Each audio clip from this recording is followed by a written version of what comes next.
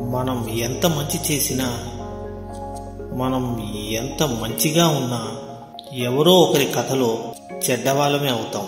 కాబట్టి ఇతరులకు నచ్చాలని నటిస్తూ బ్రతకడం కన్నా మనకి నచ్చినట్లు మన జీవితాన్ని జీవించటమే మంచిది. స్వేచ్ఛగా అలాగే ఆనందంగా జీవించండి. ఎవరైనా చెడు స్వభావం కలవారు అని తెలిస్తే వాళ్ళు సొంత వాళ్ళైనా సరే పక్కన పెట్టేయండి.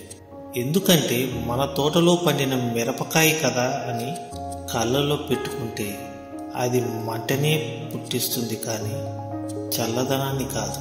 ఎవరో విలువ ఇవ్వలేదని నీ విలువ తగ్గదు.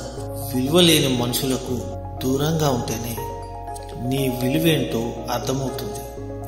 మనసులోని బాధ పోవాలంటే ఏ మందు పనిచేయకపోవచ్చు, కానీ మనసుకు నచ్చిన వాళ్ళు కాసేపు ప్రేమగా మనతో మాట్లాడితే చాలు, ఎంతటి బాధైనా మర్చిపోవచ్చు.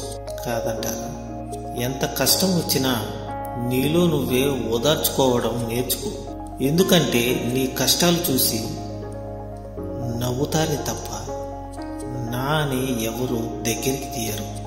గుర్తుంచుకో, పెళ్లి ఎంత ఘనంగా చేసుకున్నావు అనేది గొప్పతనం కాదు, నిన్ను నమ్మి తల వంచి తాళి కట్టించుకున్న భార్యని ఎంత ప్రేమగా చూసుకుంటావు అనేదే నిజమైన గొప్పతనం.